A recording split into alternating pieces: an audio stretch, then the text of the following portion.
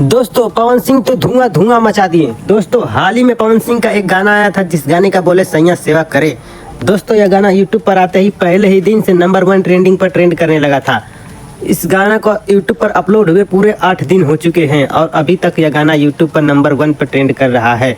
दोस्तों इस गाने पर डे 4 से 5 लाख व्यूज मिल रहा है और इस गाने को पवन सिंह के फैंस लोग बहुत ही ज़्यादा सपोर्ट कर रहे हैं और इस गाने पर बहुत ही अच्छा खासा रिस्पॉन्स देखने को मिल रहा है और यह गाना 10 मिलियन के करीब पहुंच चुका है। इस गाने पर व्यूज 10 मिलियन होने ही वाला है। और कल ही सोनू निगम का एक गाना आया था जिस गाने पर एक दिन में 22 मिलियन व्यूज है, पर अभी तक वह गाना नंबर 1 पर ट्रेंड नहीं किया क्योंकि इससे साफ पता चलता है कि सोनू निगम के गाने पर ऐड लगाया गया था।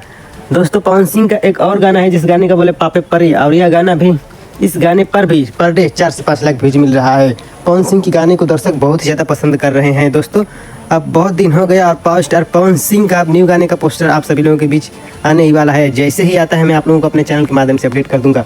दोस्तों यही था छोटा सा अपडेट, कैसा लगा कमेंट करके जरूर बताइए।